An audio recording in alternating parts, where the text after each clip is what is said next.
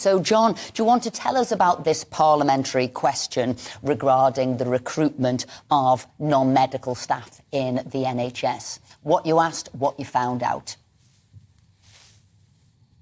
Yes, I thought it'd be interesting to know, because I know that we have provided tens of billions of extra money over the last 3 years. Some of it was very necessary for the extraordinary expenditures in handling COVID, but some of it went into general purposes. And I've discovered that over the 2 3/4 years from 2019 up to the end of the third quarter of last year, they expanded the non-medical workforce by 115,000 people.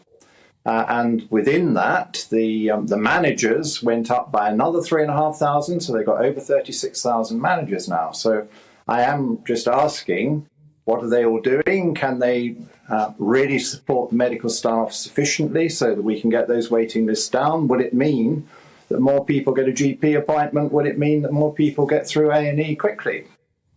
John, I think everyone should thank you for this question. I mean, if there was a competition for the best parliamentary questions ever tabled, this would probably go straight in at number one. I was absolutely staggered by these figures. It wasn't just the increase that was staggering in terms of non-medical staff. It was the total number, which I was absolutely floored by.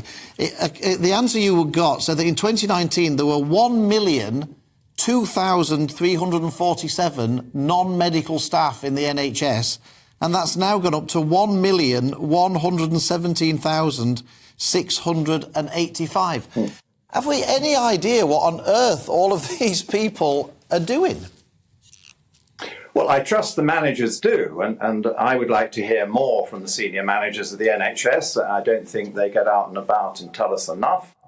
And I was very disappointed when a rival programme did finally get an interview with the chief executive of NHS England, the lady who controls the very large English chunk of the NHS.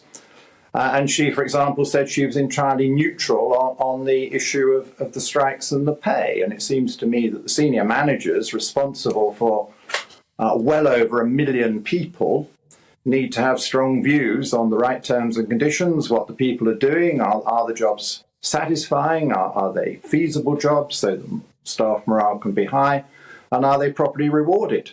Because very clearly, despite all this recruitment, we've still got lots of vacancies, and the NHS is still spending a small fortune on agency staff when it would be a lot cheaper and better to have people who were full-time employees who were on normal pay rather than these extravagant high fees that people are paid to get them in an emergency.